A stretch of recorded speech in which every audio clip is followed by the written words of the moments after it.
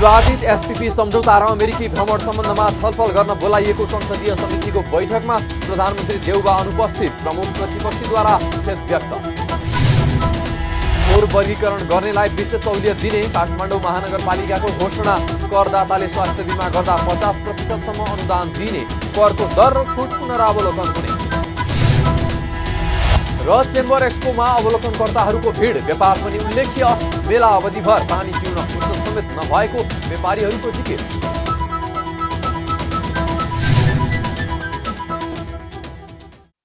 हामी छौं पल पल तपाईसँग,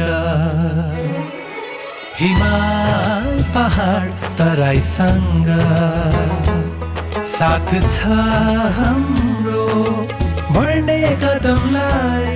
सलाम छ ती पोरखे हातहरूलाई, जिन्दगी सजाइदिन्छौँ हामी, हर सासको साथी बन्छौँ हामी। सुरक्षा अनि समृद्धि प्राण छ हाम्रो, हर आफू पनि बचौं, अरूलाई पनि बचाऊ। आजै नेपाल लाइफमा जीवन बिमा गरौँ। हामी हौ नेपाल लाइफ, किनकि जीवन अमूल्य छ।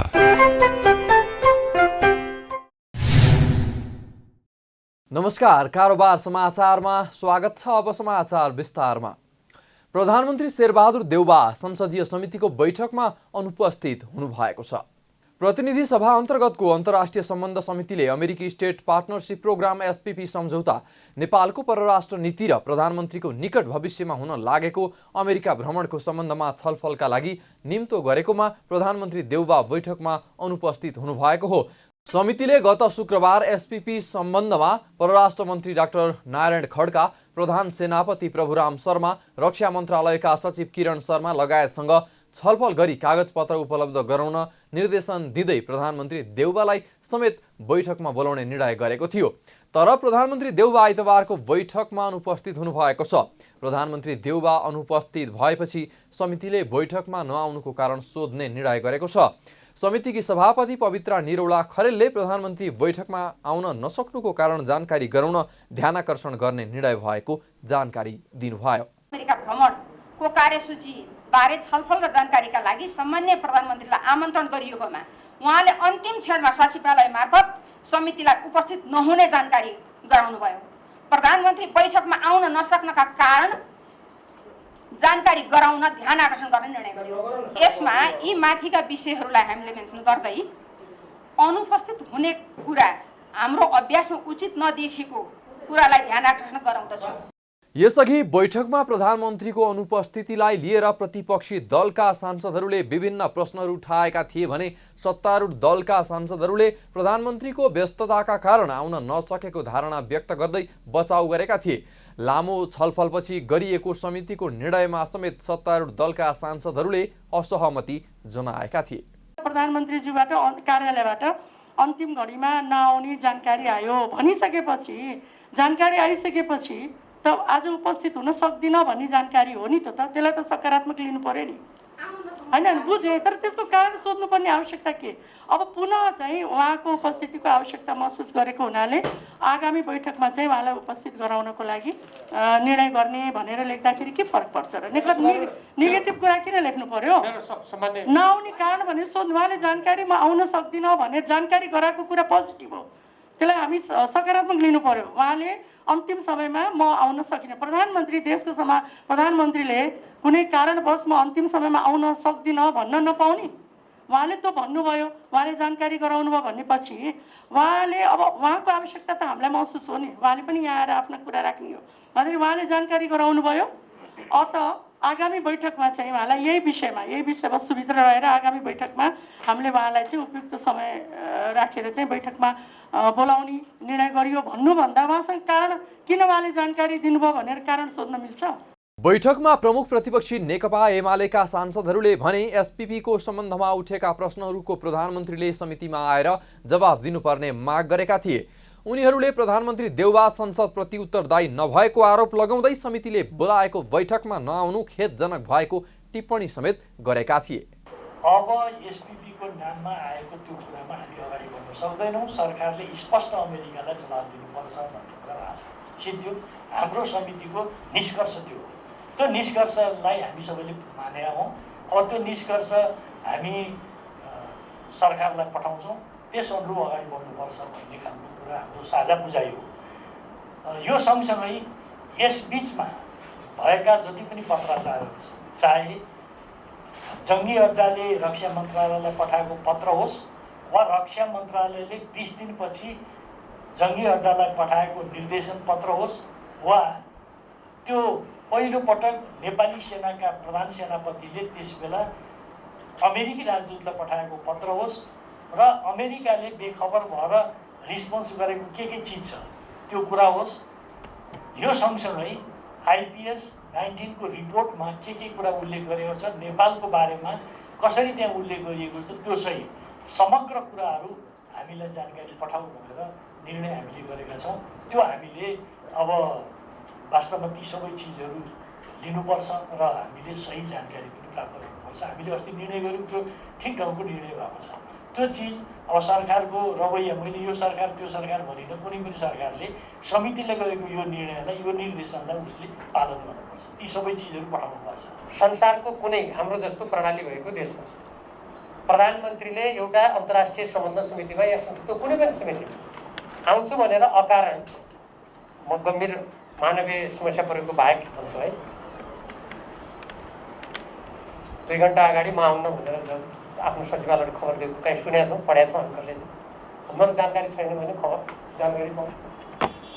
यो उहाँले त अपमान भन्नुभयो, यो खेदजनक कुरा। देशको उत्तरदायी प्रधानमन्त्रीले यस्तो नगर्ने कुराको अन्तर्राष्ट्रिय सम्बन्ध समितिले खेद प्रस्ताव पारित गर्नुपर्छ। एमालेका सांसदहरूको अन्तर्राष्ट्रिय सम्झौताका विषयमा सरकार र सांसदहरूले मात्र नभई आम नागरिकले पनि जनस्तरबाट छलफल गर्नुपर्ने पनि बताएका थिए। यसका साथै परराष्ट्र मन्त्रीले एसपीपीको च्याप्टर क्लोज भएको भन्ने अभिव्यक्ति दिएको भन्दै एसपीपीको च्याप्टर क्लोज नभई ओपन भएको टिप्पणी समेत गरेका थिए। बैठकमा सांसदहरूले अन्तर्राष्ट्रिय सम्झौताहरूको दूरगामी प्रभावको अध्ययन गरेर मात्रै अघि बढाउनु पर्ने सुझाव दिँदै एसपीपीका बुँदाहरू राष्ट्रिय हितमा नभएकाले यसलाई फिर्ता पठाउनु पर्ने माग समेत गरेका थिए। काठमाडौँ महानगरपालिकाले फोहोर वर्गीकरण गर्नेलाई विशेष सहुलियत दिने घोषणा गरेको छ। महानगरपालिकाले आइतबार आगामी आर्थिक वर्षको नीति तथा कार्यक्रम सार्वजनिक गर्दै स्रोतमै फोहोर वर्गीकरण गर्ने नीति लिँदै फोहोर वर्गीकरण गर्नेलाई विशेष सहुलियत दिने घोषणा गरेको छ।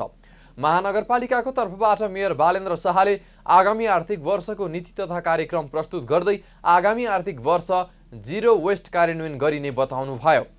उहाँले उपयुक्त स्थानमा वेस्ट टु एनर्जी प्लान्टको स्थापना गर्ने पनि घोषणा गर्नुभयो। गत वैशाखमा सम्पन्न स्थानीय तहको निर्वाचनमा स्वतन्त्र चुनाव चिन्ह लिएर चुनाव जितेका बालेन्द्रले पदभार ग्रहण गरेसँगै काठमाडौँको फोहोर व्यवस्थापनलाई प्रमुख मुद्दा बनाएर दौडधुप गर्दै आउनु भएको छ। मेयर शाहले प्रतिस्पर्धात्मक विधि मार्फत फोहोर सङ्कलन तथा ढुवानीको कार्य गर्ने नीति महानगरले लिएको पनि बताउनुभयो। उहाँले 40 माइक्रोन भन्दा कमको प्लास्टिक झोला निषेध गर्ने र प्लास्टिकका सट्टा जुट, कपडा वा कागजको झोला प्रयोग गरिने नीति समेत सार्वजनिक गर्नुभयो। फोहोरलाई पुनः प्रयोग र प्रशोधन गर्न स्रोतमा नै वर्गीकरण गर्ने व्यवस्था मिलाइनेछ। कुहिने फोहोरलाई घरमै मल बनाउने महानगरवासीहरूका लागि सोही प्रयोजनमा लाग्ने शुल्कमा विशेष सहुलियत दिने प्रबन्ध मिलाइनेछ। फोहोर वस्तुको सङ्कलन, ढुवानी, प्रशोधन, पुनः प्रयोग तथा सोबाट ऊर्जा उत्पादनका लागि काठमाडौँ महानगरपालिका लगायत अन्य स्थानीय तहका उपयुक्त स्थानहरूमा वेस्ट टु एनर्जी प्लान्ट जडान गर्ने नीति लिइनेछ। वातावरण संरक्षण र प्रबन्धनका लागि वैज्ञानिक उपायहरू अवलम्बन गर्नुका साथै सम्मानित सर्वोच्च अदालतबाट भएका निर्देशनात्मक आदेश कानुन बनाई कार्यान्वयन गरिनेछ। 40 माइक्रोन भन्दा पातलो प्लास्टिक झोलाको प्रयोगलाई निषेध गरिनेछ। प्लास्टिक झोलाको सट्टा कपडा, जुट वा कागजको झोला उत्पादन, बिक्री, वितरण र प्रयोगलाई प्रोत्साहन हुने किसिमका कार्यक्रम सञ्चालन गरिनेछन्। काठमाडौँ महानगरपालिकाका मेयर शाहले सार्वजनिक यातायातलाई एक द्वार प्रणालीमा सञ्चालन गर्ने नीति पनि सार्वजनिक गर्नुभयो। उहाँले सबै कम्पनीहरूसँग सहकार्य गरेर एक द्वार प्रणालीमा सञ्चालन गरिने बताउनुभयो। यस्तै महानगर क्षेत्रभित्रका बस स्टपमा पुराना मौलिक शैलीमा फल्चाहरू निर्माण गर्ने र त्यसका लागि विभिन्न सङ्घ संस्थालाई प्रोत्साहित गर्ने बताउनुभयो। महानगर आफैले पनि यसमा लगानी गर्ने बताउँदै डबलीहरू पनि पुनर्स्थापना गर्ने मेयर शाहले घोषणा गर्नुभयो। काठमाडौँ महानगर क्षेत्रभित्र रहेका बस स्टपहरूमा यात्रीको विश्रामका लागि परम्परागत शैलीको फल्चा निर्माण गर्न इच्छुक सङ्घ संस्थालाई प्राविधिक सहयोग उपलब्ध गराइनेछ र महानगर आफैले पनि प्राथमिकतामा राखी यस्ता फल्चाहरूको निर्माण गरिनेछ। कला क्षेत्रलाई प्रवर्धन गर्नका लागि काठमाडौँ महानगरपालिका क्षेत्रभित्र डबलीहरूको पुनर्स्थापना तथा एम्पी थिएटर निर्माण गरिनेछ। मेयर शाहले घर भाडा सम्बन्धी काम अबदेखि कम्पनी मार्फत मात्रै गर्ने नीति पनि सार्वजनिक गर्नुभयो। सङ्घीय सरकारले समेत घर जग्गा बिक्री वितरण कम्पनी मार्फत गर्ने नीति लिएको छ। मेयर शाहले करको दर तथा कर छुटको नीतिलाई पुनरावलोकन गर्ने पनि बताउनुभयो। महानगरपालिका क्षेत्रमा रहेका करदाताको विद्युतीय लगत का लागि काठमाडौँ महानगरपालिकाको छुट्टै एप बनाई विश्वविद्यालयहरूसँग सहकार्यमा ल्याई करदाताहरूको विवरण सङ्कलन गर्ने व्यवस्था मिलाइनेछ। महानगर क्षेत्रभित्र घर जग्गा र जग्गा बहाल दिने कार्यलाई कम्पनी मार्फत व्यवस्था गर्न आवश्यक प्रबन्ध मिलाइनेछ। कर तथा गैर कर स्थानीय राजस्वको अनुगमन गर्न विशेष टोली गठन गरी परिचालन गरिनेछ। करका दरको पुनरावलोकन गर्न नगरसभाबाट गठित समितिको पुनर्गठन गरी कार्य अगाडि बढाइनेछ। आर्थिक ऐन अनुसार उपलब्ध गराउँदै आएका कर छुटलाई पुनरावलोकन गरिनेछ। महानगरले निजी साझेदारीमा सार्वजनिक शौचालयहरू सञ्चालन गर्ने, पुराना हिटी र पोखरीहरूको पुनर्निर्माण गर्ने, तारहरूलाई भूमिगत गर्ने, महानगरपालिकाले करदाताको स्वास्थ्य बिमा गर्ने र त्यसमा बढीमा 50% अनुदान दिने नीति पनि लिएको छ। यस्तै कार्यालयमा सीसीटीभी जडान गर्ने, कोचिङ सेन्टर र शैक्षिक परामर्श केन्द्रको अभिलेखीकरण गरेर व्यवस्थित ढङ्गले सञ्चालन गर्ने, निजी विद्यालयहरूले आम्दानीको केही प्रतिशत रकम महानगरलाई दिनुपर्ने र उक्त रकम विपन्न विद्यार्थीहरूका लागि खर्च हुने नीति पनि लिएको छ। महानगरमा कक्षा 1 देखि 8 सम्म पढाइ हुँदै आएको नेपाल भाषा कक्षालाई निरन्तरता दिँदै संस्थागत विद्यालयको शुल्क पुनर्निर्धारण गरेर वैज्ञानिक ढङ्गबाट बनाउने नीति लिएको छ। दरबार हाई स्कुललाई देशकै नमुना विद्यालय बनाउने नीति पनि महानगरले नीति लिएको छ।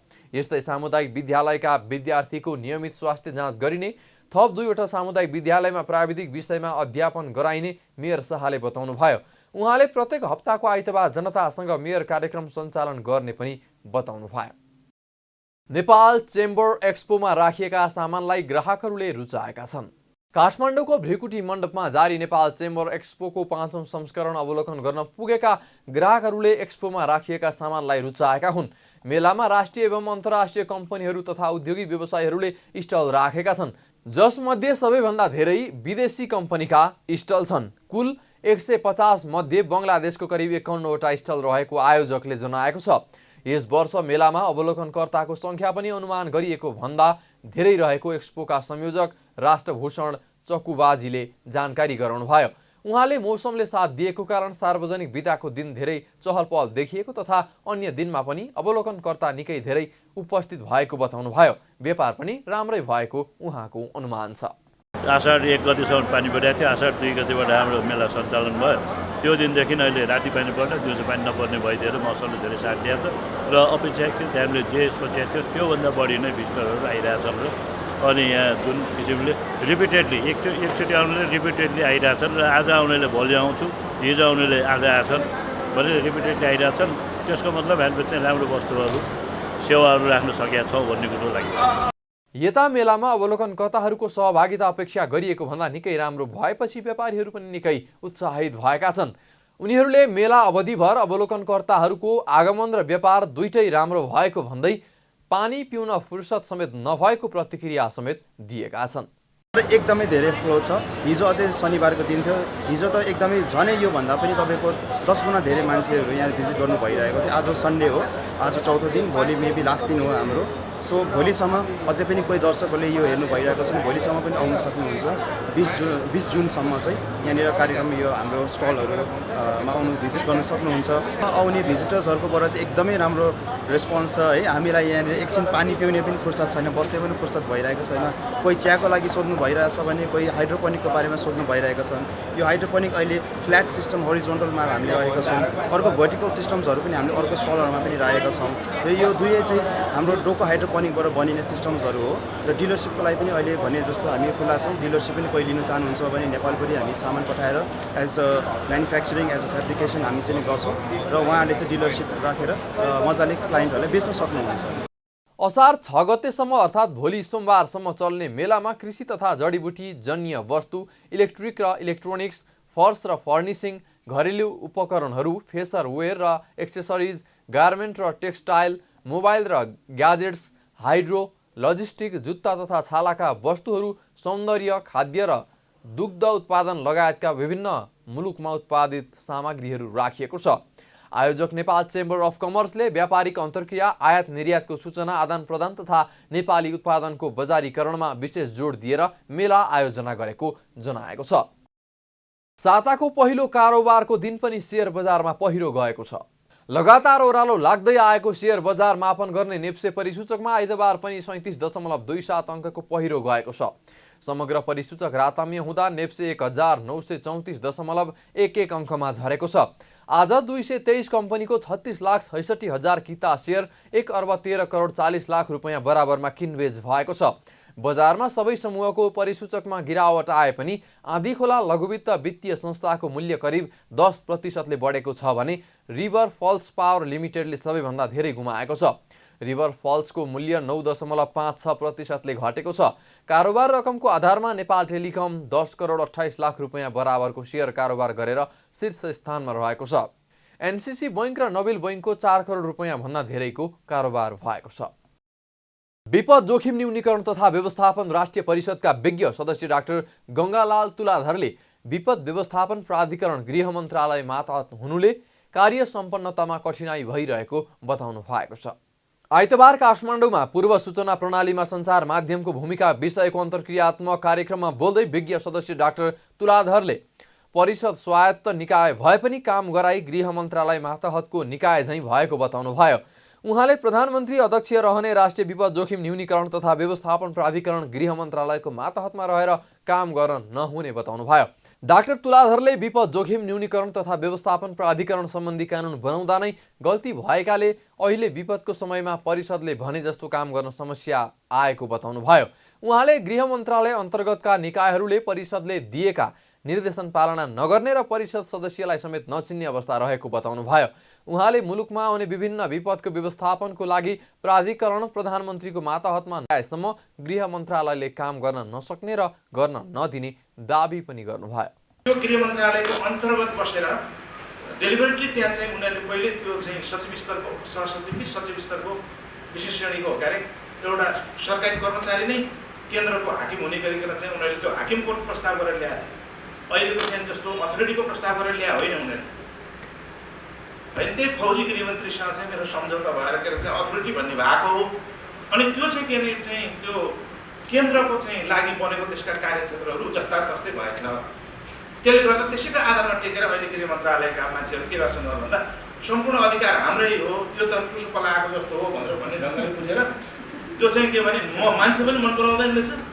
मान्छे मन नपरिसकेपछि अथोरिटी पनि मन पराउँदैन रहेछ र त्यो गृह मन्त्रालयले मरेर त्यसलाई त्यो सचिवालय हाम्रो हो, सामान्य प्रधानमन्त्रीज्यूको हो सचिवालय। तर भन्न नसक्ने त्यहाँ बालकृष्ण खाँड छ फेरि आफ्नै एकदम चाहिने कोही मिलेका छैन गृहमन्त्री। कोही गृहमन्त्री भएको बेला त्यो अथोरिटी मेरो अन्तर्गत राख्दै भन्न शेरबहादुर मरिन सक्ने त्यो नगरिकन उनले चाहिने फुल फ्लेजेडले चलाउनै सक्दैन। कार्यक्रममा जलवायु तथा विपद विज्ञ डाक्टर धर्मराज उप्रेतीले विश्वभर नै बहुप्रकोप पूर्व सूचना प्रणालीले प्राथमिकता पाएको भन्दै नेपालले पनि यो विषयमा प्राथमिकताका साथ काम गर्नुपर्ने बताउनु भयो। उहाँले विपद जोखिमबाट बच्नको लागि सरकारले सूचना प्रवाहलाई स्थानीय जनतासम्म सहज रूपमा पुर्याउन सके मात्रै विपदबाट हुने क्षति कम हुने बताउनु भयो। एउटा कुरा निश्चित के हो भने जुलाईमा पहिरो जान्छ, किन जुनमा पानी पर्छ त्यो चाहिँ गल्दै जान्छ। जुलाईको मिडिलतिर पहिरो जताततै पहिरो पर्न थाल्छ। कहाँसम्म भनेपछि अगस्तसम्म पुरै पनि सेप्टेम्बरमा अलिकति पानी घट्छ। त्यो त नोन छ नि त। भनेपछि पहिरोको जोखिम भनेर छुट्याएको जुन जोन छ त्यो जोनको मान्छेलाई अहिले स्थानान्तरण गर्नुपर्ने हो कि फ्लडमा जुन एकदमै बाढीले डुबान हुने क्षेत्रमा जहाँ बढी पानी पर्छ भनेर चाहिँ मोडलिङले पनि भनेको छ। यो त मैले साइन्सले इन्फर्म गर्छु यो कुरालाई चाहिँ अब त्यहाँ मान्छे हामी बसिरहेको छौँ भनेर भने अनि चाउचाउ यहाँ तयार गरेर भने हेलिकप्टरबाट चाउचाउ आफ्नो ल्याउँछौँ भन्ने मात्रै चाहिँ होइन।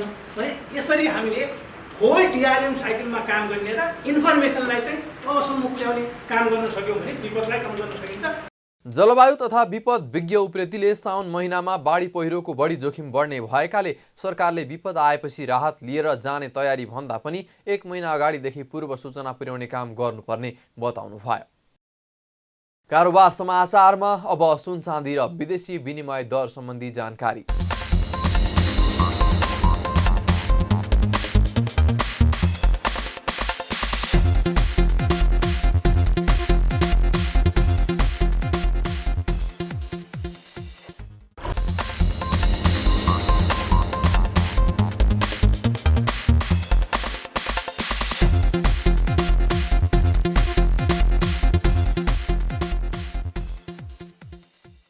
विदा हुनु अघि अहिलेसम्मका प्रमुख समाचार फेरि एकपटक।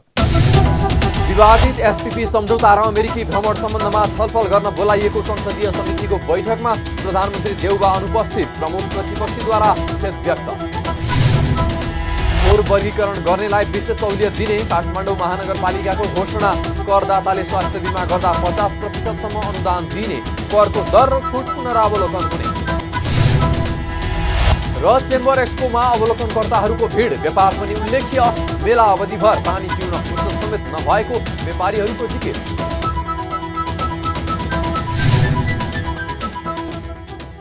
कारोबार समाचार सकियो, हामीलाई बिदा दिनुहोस्। नमस्कार।